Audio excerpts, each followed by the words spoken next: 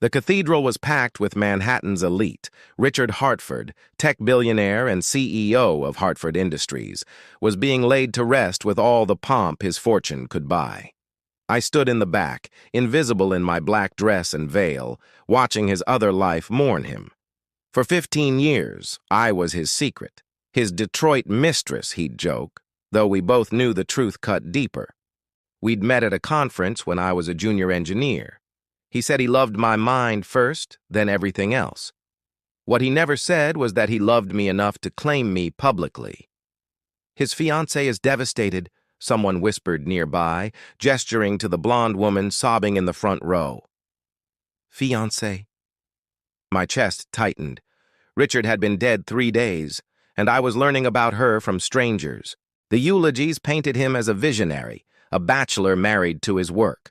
No mention of our home in Harlem, our Sunday mornings, the way he'd rest his head in my lap while I read him poetry. When they opened the floor for final words, my feet moved before my mind caught up. I'd like to say something. Heads turned. The blonde woman's tears stopped midstream. I removed my veil at the microphone. My name is Diane Hartford. I'm Richard's wife of 12 years. Gasps rippled through the crowd. The pastor's face went white. I pulled out my marriage certificate, signed in a quiet courthouse in Bermuda, and held it up. Richard and I built a life together. He said he kept me secret to protect his business relationships, to avoid the controversy.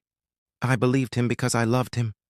But standing here, seeing all of you mourn a man you barely knew, my voice cracked. I realize he didn't keep me secret to protect me. He kept me secret because he was ashamed. The blonde woman stood. This is a lie.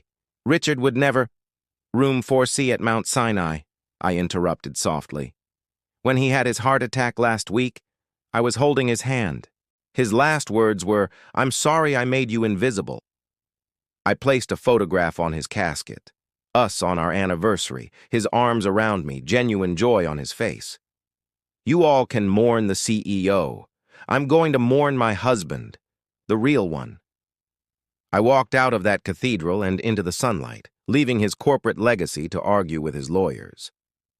Behind me, I heard the blonde woman sobbing, not in grief anymore, but in rage.